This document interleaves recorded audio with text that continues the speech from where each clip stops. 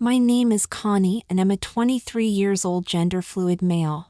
I work by choice as a full-time live-in housemaid for almost a year now. But let me tell you my rather unusual story and how it all started. I was born as Mike Allen, the only child to a well-off family, and I grew up as a privileged boy going to the best private schools and eventually to a prestigious university where I was studying applied economics. I always thought that I was probably destined to succeed my father as the president and CEO of the large real estate company he started over a generation ago, though that wasn't really going to happen after the developments I'll mention shortly. Ever since I remember myself, I had those strong inclinations to be in the shoes of a female domestic servant. I never really was able to explain that tendency, and over the years I did try on many occasions to fight it, but it was always coming back with a vengeance, stronger than before. I am totally heterosexual and very fond of girls, but I am equally fond of the clothes they wear, and in particular I am obsessed with the work clothes associated with maids and/or female cleaners. I am totally transfixed when I come across a maid or a cleaner wearing their working dresses and matching aprons. I can't really take my eyes off them. My parents were the exact opposites of each other and very traditional in their respective roles. My father, Roger Allen, was the strong-minded, highly opinionated guy who was always right. He was big and slightly overweight, but he loved my mother, or this is what I was thinking at the time, as he was always polite and never cruel to her. My mother, Adele, was a petite, very feminine woman and the intellectual of the family. She was always with a book in her hands, and she was an active member of various book and cinema clubs and was not at all involved in any housekeeping. I often had the impression that she was absent-minded and self-absorbed in her own world, something that, as I found out later, was some sort of facade and her defense mechanism, since my father was not what he appeared to be after all. As a result, the house was run by our Filipino live-in housekeeper Marina Apuya, a bright and competent woman in her mid-30s who was many years with the family. I vividly remember when she had first arrived to work for us. I was then in my early teens, probably about 14 years old. As you can imagine, I was very much focused on Marina because she was all that I wanted to be. She was an educated woman and had a degree in nursing, but she had to follow the destiny of so many Filipino women who had to migrate in order to support their large families back home. Marina has been married and divorced already and had 2 young children who stayed behind and were looked after by her parents. So, she had to provide for them. Marina's status at our home has been seriously upgraded because of my mother's lack of interest for any involvement in the running of the house. So, Marina has been responsible for all the shopping, cooking, cleaning, and laundry ironing. Our house was large, a 4-bedroom freestanding 2-story mansion surrounded by a largish garden, so her amount of work was immense.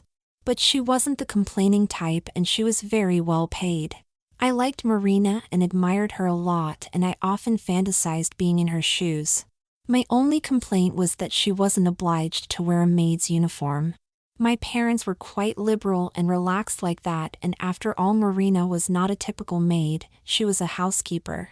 She loved to be in a dress though when she was working at home. She had several bright-colored printed cotton dresses she was buying online and sent to her from Philippines. They were called duster dresses and were considered house frocks back in her country. She was also wearing large practical cotton aprons when on duty, so you had the impression that she was looking like a slightly old-fashioned housewife rather than maid. And then something had happened that drastically had changed our lives. My father simply had announced one morning that he was leaving us. He was going to move out. I was 22 when that happened and in my last year of studies. I still vividly remember that cool spring morning when after breakfast my father addressed me in the presence of my mother, who had stayed quiet all along, that he was leaving us and later in the day someone would come to pack and take away his personal belongings. I wanted, of course, to ask lots of questions, but he said, somehow embarrassed, that all was settled and agreed and my mother would explain everything to me. Within minutes he had picked a small suitcase like the ones used for short business trips and left. Afterwards my mother, remarkably calm, explained to me that my father had an affair for some time now with his closest assistant at work, a certain Miss Emily Simons that I've heard of but never met. She said that it was a written in the cards end of a not very compatible coexistence between her and my father, but he had been very generous to both of us. He had left the house to my mother and a generous yearly allowance to cover the running costs of it, including Marina's salary. He had also left enough money for us to comfortably survive for the foreseeable future. On top of that, my mother had a private income through her parents, so all in all we were not to be destitute. I had mixed feelings after that. The truth is I've never felt comfortable in the presence of my father. I always had the feeling that I wasn't the right sort of son for him. I was certainly taking after my mother in looks and size. I was small in stature and very skinny with delicate features and nothing very manly on me. I always was called, to my total embarrassment, a pretty boy at school, though I never has been effeminate, just small and delicate looking. We were sitting uncomfortably looking at each other around the breakfast table after my father's sudden departure when my mother stood up unexpectedly and approached me, a sweet smile on her face. She made me stand up and gave me a strong hug, something that I wasn't at all used. "Everything will be fine, Mike. I have a feeling that both of us, plus our Marina, will feel much more relaxed and comfortable after the departure of your father. His presence was intimidating and often overbearing for us all. Am I not right?" I looked at her totally surprised. I wasn't used to gestures like this, but I had to agree with her, so I simply said, "Yes, Mother, you are right, and I am pleased to see that you took the whole thing rather well." "Well, I have been prepared for that for a long time now, Mike, so yes, I'll be fine." After that morning our lives started to gradually change for the better, for all three of us. The big bad wolf wasn't around anymore to intimidate us. The biggest change I witnessed was in my mother. Her usually sad and unhappy disposition changed to a happy one. Her eyes got back a sparkle I remembered from when I was a young boy. She started laughing again, and for the first time I saw her joking with Marina, who started calling her with her small name Adele and not Mrs. Allen anymore. Several days later, as we were finishing breakfast, my mother turned to me and said casually in the presence of Marina, who incidentally was sitting with us to eat. She was still doing the preparation and serving of food, but there was a seat for her in our table now. "Would you like to assist Marina with the housework, Mike? She could certainly use another pair of hands in a big house like this one. Observing you during the past few days, I can see that you are bored and you don't really know what to do with your time. I know you have your university classes to follow, but you don't seem that involved at the moment." I blushed all over when I heard that. My mother was touching my secret chord. How did she know? At that moment Marina added in her correct, but accented English, "Come on, Mike, we both know that you would love that. I know you for many years now. And I can feel how much you would enjoy housework. You don't have to worry anymore. Your father is not around to judge you.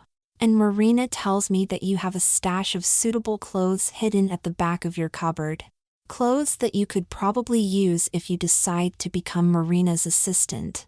Blushing all over again, I managed to say, "What do you mean hidden clothes? Have you been prying on my cupboard, Marina?" "I wouldn't call it prying, rather trying to tidy up your cupboard," Marina answered, a cunning smile on her face.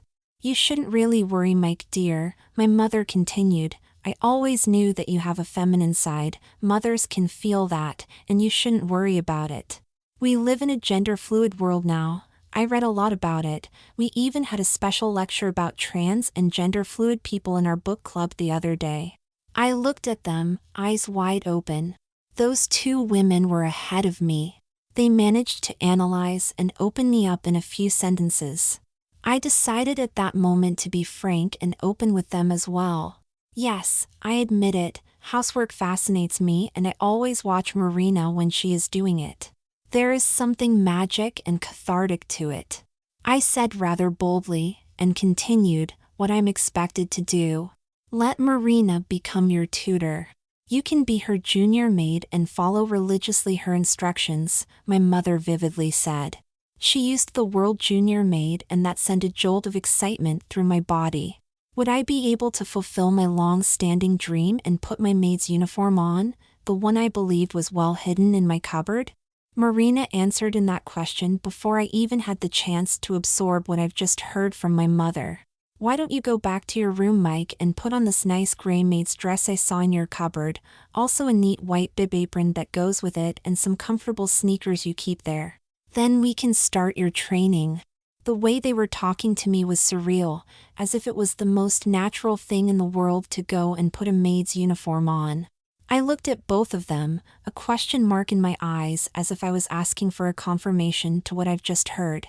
My mother gave me another of her totally benign smiles and added, "Come on, darling, it's not such a big thing. You are not going to lose your sex by dressing in a maid's dress and apron. You will still be a boy in a dress, a boy who happens to love housework and is accordingly dressed." I was finally convinced because I so much wanted this to happen, so without another word I stood up and started climbing the stairs towards my room. As I was leaving, I saw the exchange of a meaningful look between my mother and Marina. Had they planned all that in advance? Was there an ulterior motive behind that? At that particular moment I didn't really care. All I wanted was to put my maid's uniform on and start working under the guidance of Marina. The whole prospect was immensely exciting for me. 15 minutes later I was back downstairs and I hesitantly headed towards the kitchen where I could hear pots and pans noise. Marina must have been already doing the washing up. Was my mother still around? As I entered the kitchen, Marina, sensing my presence, turned back from the sink and looked at me. Dressed in her usual duster dress, full bib apron and rubber gloves was the picture of domesticity. "My God, look at you. You make a very convincing girl, Mike, even without makeup on. You are so cute in your uniform. I love your light gray Keds as well, so matching with the rest," she said and added, "You even have a girl's waist, not hourglass but definitely a defined waist, nicely accentuated by the tight apron." I was blushing all over again and I managed to give her a smile. "Thank you, Marina. I feel right in those clothes. They give me a sense of purpose. I'm ready to assist you any way you want," I gingerly said, lowering my eyes and using my hands to smooth down my pristine white apron, looking at the hem of my dove gray dress as it stood a couple of inches below my knees. "Two more things though before we start. We have to do something with the lack of boobs. Your dress needs some curving in front, so you need some moderate breast forms, a B or C size. And we have to give you a proper name. You can't be Mike dressed like this. Any ideas? Have you been using a female name?" Blush again as I replied, "No, I never thought of that. I never really seriously used those clothes. I tried them on, of course, but it is the first time that someone other than me sees me in a dress." "Well, I can help you there. I just thought of a name for you. I have a first cousin who is back in Philippines now, but we started working together in this country many years ago as maids. Her name is Conagunda Apuya, but we all call her Connie. So, I think that Connie would be a great name for you. Do you like it?" "Yes, I like it," I said, feeling the familiar jolts of excitement through my body again, and then remembering that my mother hadn't seen me yet in a dress I asked, "Has my mother gone out?" "Yes, Connie, Mrs. Allen has gone out for shopping and meeting friends. She will be back later today and she is looking forward to properly meet the new junior maid. And let me add this, when you are Connie you will be formal with her. After all, she is the mistress of the house, so you will address her as Mrs. Allen or Madam." Then before I had time to absorb that, she added, "Right, Connie, time to start your proper training, and here is the #1 rule. You never start work in the rest of the house until you are certain that the kitchen is immaculate. That must become your motto from now on. Kitchen first, bathrooms afterwards, always inspected, tidy and clean. So take the antibacterial spray and a cloth and start wiping down the countertops. Then you can sweep and mop the floor. In the meantime, I'll finish the washing up and tell you what to do next." "Yes, Marina," I replied as I opened the cupboard below the sink where I knew she kept the kitchen cleaning stuff. That was the beginning of my surreal and yet very real life. That was the beginning of my gradual descent to the humble life of a female domestic. There was no cruelty involved. Both my mother and Marina were very correct and polite with me, but as the days and the weeks were going by, subtle changes were happening. My mother was addressed by me at all times as Madam or Mrs. Allen, and Marina was addressed as Miss or Miss Marina. I don't remember when it exactly happened, but at one point I became Connie 24/7. With Marina's assistance, I developed an adequate wardrobe of female clothes. I had several practical uniforms now, plain front button polyester/cotton dresses in various pastel colors with matching aprons. I also had a few duster dresses that Marina ordered online for me from Philippines, and the proper underwear, female but not fancy.